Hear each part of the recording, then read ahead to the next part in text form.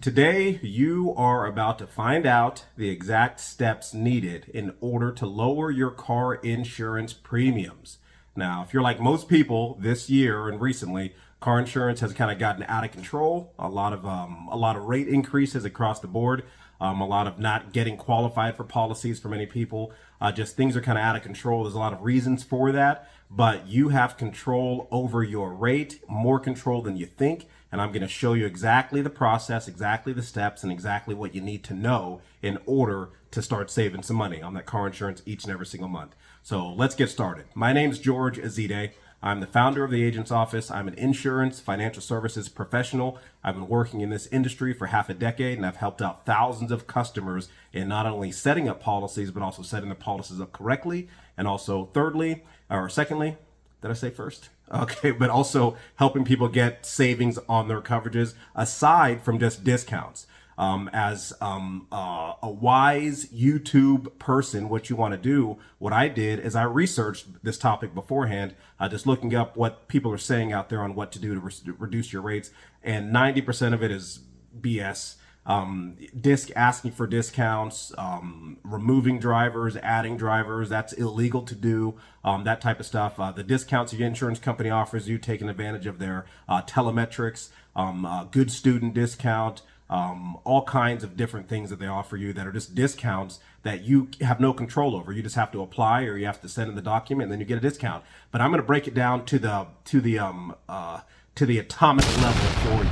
And that's by looking at each coverage and knowing how much you're paying and what is the least expensive and what is the most expensive coverage. That'll give you control on knowing what you need to change specifically if you want to actually save money on your car insurance for the time being. You may not even want to reduce the coverage permanently. You may not want to reduce it at all. You may not want to eliminate it at all, but at least know what is costing you the most and what is costing you the least, and what you may want to keep, what you may want to change, or at least knowing is power, knowing what you have. So let's get started.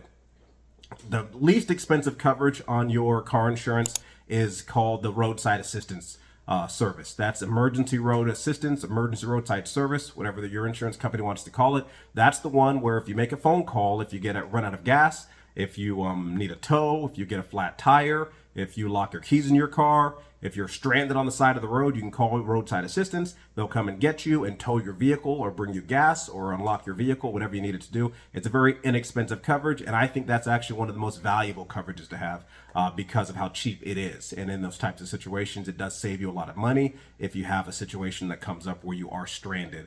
So I don't recommend removing that coverage. I don't recommend really anything here. None of this is financial advice, but I'm just saying that's the least expensive coverage. It's literally maybe a penny per day for that coverage. 30 cents a month, maybe $1 if you're depending on where you're at, basically, or the type of customer you have or you are. Now, that's the first least expensive coverage on your policy. The second least expensive coverage in your policy is your rental car coverage. So rental car coverage is not coverage for a rental car. That's coverage for if your vehicle is damaged due to a covered loss. You're in an accident, it's your fault, and you need a rental car to drive around in. That is the second least expensive coverage on your policy. So that might save you $3 to $7 per month if you remove it or change it around. Now, different companies have different limits on your rental car limits. That's why it's ranging from $3 to $7. You might be at $25 a day that they'll offer you, up to $50 to $100 per day based off of what you've picked there. So $3 to $7 on average. This is just an average here.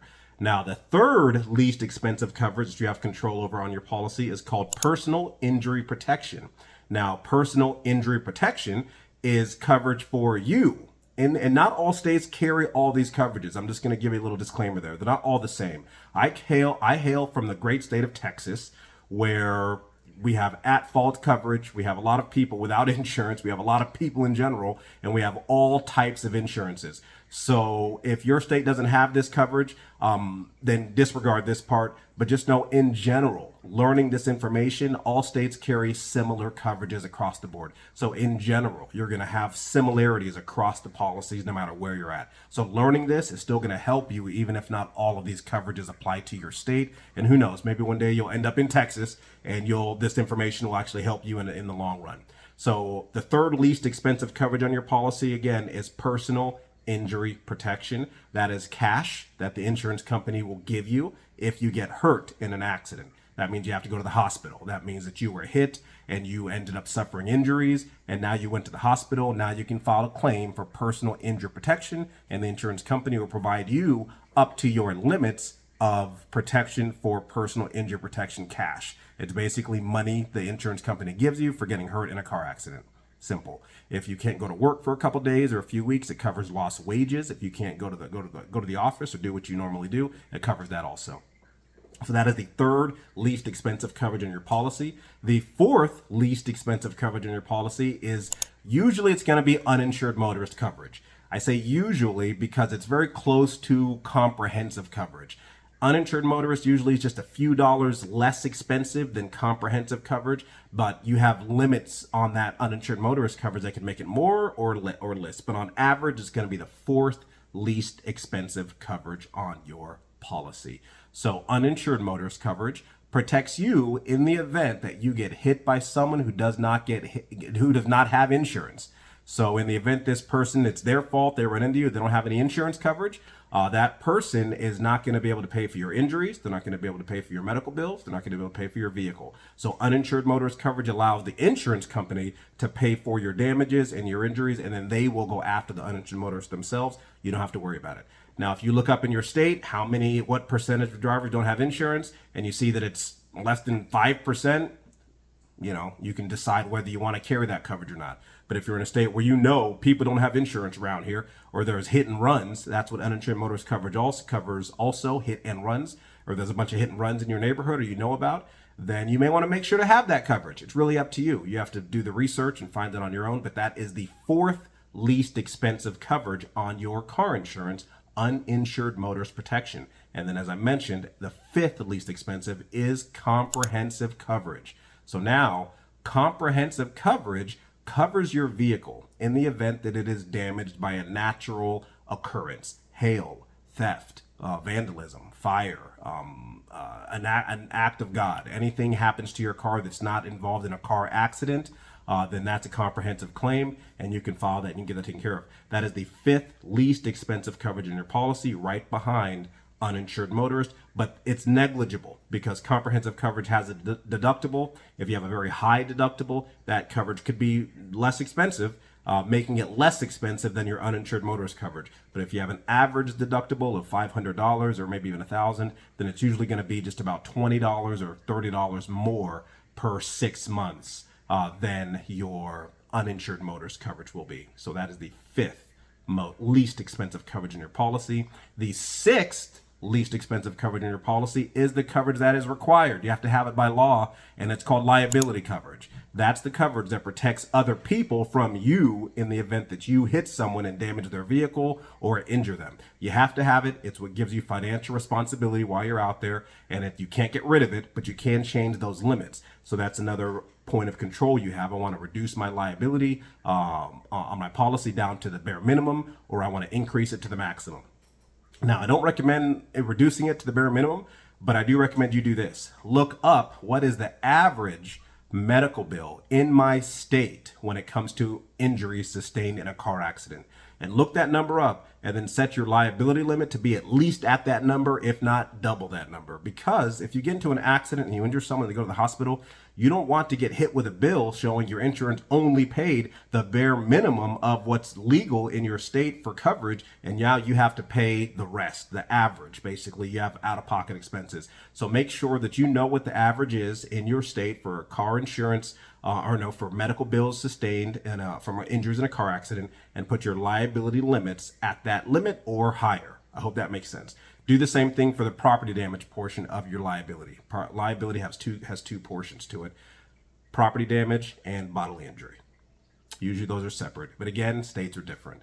I'm speaking from Texas, but like I said, you'll find similarities across the board. So if it's property damage, look up what's the average new vehicle price in Texas last year. But if you're in Texas, what's the average new vehicle price in New York last year? What was the average new vehicle price in Florida last year? And then make sure your property damage coverage on that on your policy is at least at that average new vehicle cost price for last year, to make sure that if you damage a vehicle or total a vehicle, you have a very low percentage chance of having to pay anything out of pocket other than just your insurance premiums for your liability.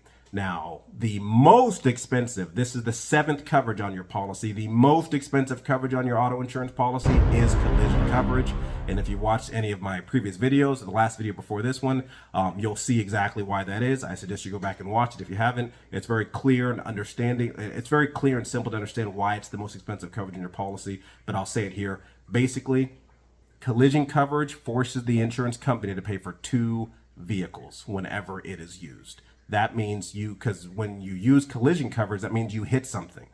So that's your fault. Your liability is automatically going to pay for the damage you caused elsewhere, but your collision coverage allows the insurance company to pay for your vehicle also. So when collision coverage is on your policy, that is the most expensive coverage. That is the most control you have. You can raise that deductible, you can reduce that coverage, you can eliminate that coverage, you can do things to make changes to your policy. But this is, in a nutshell, how you reduce your insurance policy premiums by knowing exactly what your coverages are and how much you're paying for each one, what is the least expensive, what is the most expensive, and what you're willing to do. So if you haven't written them down, I'll list them out here. The least expensive coverage is emergency roadside assistance, ERS, emergency roadside service, ERS. And then the second least expensive coverage is rental car coverage. The third least expensive coverage is usually going to be personal injury protection coverage based on your state, if you have that coverage available. The fourth least expensive coverage in your policy is uninsured motorist protection. If you get hit by someone, they don't have insurance, that's what that coverage protects against. The fifth least expensive coverage in your policy is going to be your comprehensive coverage. Natural disasters, damage that the vehicle sustains is not involved in a car accident. The sixth least expensive coverage on your policy is going to be your liability coverage. That's what you require. They have to have that. And the seventh and most expensive coverage on your policy is going to be, by far, collision coverage. So if you have all those, you can then look at your policy, and now you can start making some wise decisions on what you would like to change to make some major changes to your bill that's going to save you money. But most importantly, drive safe out there. Insurance is it's a necessary evil. You'd rather have it and not need it than need it and not have it. So I don't ever recommend getting rid of coverages, but I do recommend knowing what you're paying for and what risks you are willing to accept. So that's the end of this video. Thanks for sticking around, guys. If this made sense to you or actually provided you value, please do me a favor. Click the like button, the thumbs up. I would appreciate it. And feel free to comment below any words you have to share with me if you have any stories or things you'd like to see me talk about here. And lastly, subscribe, because you're going to get a lot of insights when it comes to insurance and when it comes to financial services, when it comes to investing, when it comes to mortgages, that you're not going to get anywhere else on the internet, because again, I research before I post. So I want to make sure I'm not saying things that have already been said.